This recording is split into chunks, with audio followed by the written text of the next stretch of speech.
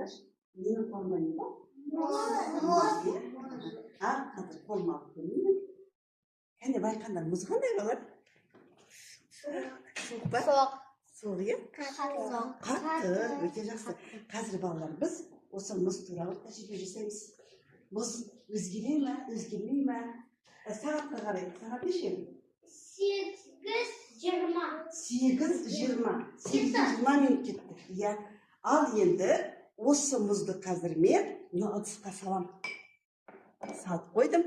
Ал енді қазір балалар сабақ аяқталған соң осы мұзды қалай өзгергенін байқаймыз. Мұз тұрма тұста?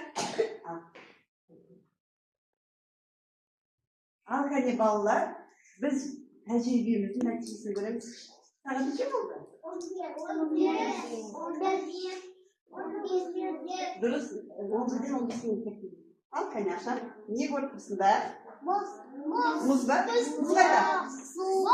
Біздің мектебіміз жылы ол еріп кетті солай. Иә, мұз жоқ қой. Су орнында. Еріп кетті, дұрыс айтады Естай. Біздің сыныбымыз жылы дейді. Мұз балалар жылы ауада суға айналып кетеді. Түсіндіңдер ме? Ұнады ма?